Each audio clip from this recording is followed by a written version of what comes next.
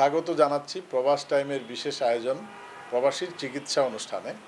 আমি ডাক্তার মোহাম্মদ জুবায়ের মিয়া, সহকারী অধ্যাপক, সাইকিয়াট্রি বিভাগ, শহীদ সোহরাওয়ার্দী মেডিকেল কলেজ হাসপাতাল, ঢাকা। আমরা এই অনুষ্ঠানে প্রবাসীদের স্বাস্থ্য বিষয়ক আলোচনা করি এবং চিকিৎসা দিয়ে থাকি। আপনার হতাশা বা কষ্ট দূর করার ভালো পদ্ধতি কিন্তু মাদকাসক্ত হয়ে যাওয়া নয়। আপনি আপনার এই যে বিষণ্ণতা বা আপনার একাকিত্ব কাটানোর জন্য আপনার পরিবার পরিজনের সাথে যোগাযোগ রাখুন। আপনার যারা প্রবাসে একসাথে থাকেন তাদের মাঝে ছুটির দিনে একসাথে ঘোরাফেরা করুন, এবং তবুও যদি আপনি মাদক থেকে বের হয়ে না আসতে পারেন তাহলে অবশ্যই আপনাকে চিকিৎসা নিতে হবে। সেক্ষেত্রে মাদকের ধরন অনুযায়ী বিভিন্ন ধরনের চিকিৎসা রয়েছে।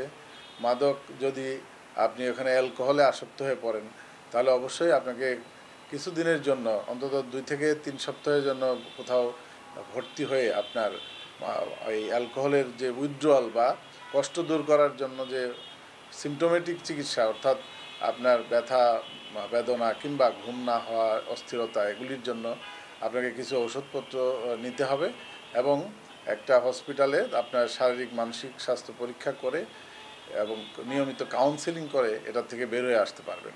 যদি বিদেশে সম্ভব হয় আপনি বিদেশেই চিকিৎসাটা নেবেন, আর যদি সম্ভব না হয় তাহলে আপনি একটু দীর্ঘমেয়াদী ছুটি নিয়ে দেশে এসে আপনি নিকটস্থ কোনো মনোরোগ বিশেষজ্ঞের পরামর্শ নিয়ে এই মাদকাসক্তি থেকে বের হয়ে আসতে পারবেন। প্রবাস থেকে আরেক ভাই নাম প্রকাশে অনিচ্ছুক, উনি তার একটি গোপন সমস্যার কথা বলেছেন যে উনি দীর্ঘদিন প্রবাসে থাকার কারণে তার পরিবার থেকে দূরে এবং তার যে স্ত্রী থেকে দূরে থাকার কারণে উনি কিছু অনৈতিক সম্পর্কে জড়িয়ে গেছেন, সেটা অনলাইনে এবং অফলাইনে, এবং এটা কিন্তু টাকার বিনিময়ে তিনি সেই সম্পর্কটা মেনটেন করছেন। এতে তার আর্থিক এবং তার সামাজিকভাবে উনি ক্ষতিগ্রস্ত হচ্ছেন এবং ওনার পরিবারের সাথে সম্পর্ক নষ্ট হয়ে যাচ্ছে। এখন উনি কী করবেন?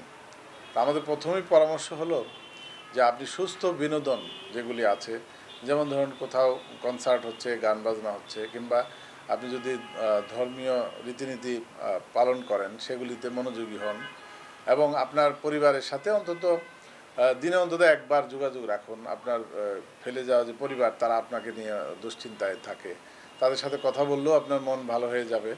এছাড়াও আপনি যে প্রবাসে যে ভাইয়েরা আছেন যারা এই ধরনের কার্যকলাপ থেকে বিরত আছেন এবং যারা নিয়ম শৃঙ্খলা মেনে চলেন, তাদের সাথে নিয়মিত আড্ডা দিন, যোগাযোগ রাখুন, সদ্ভাব বজায় রাখুন, তাহলেই আপনি কিন্তু এটা থেকে বের হয়ে আসতে পারবেন।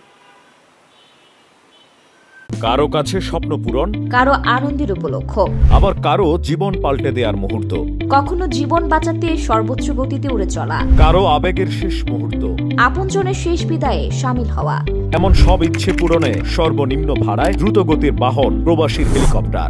আপনার প্রয়োজনে যোগাযোগ করুন আমাদের হটলাইনে।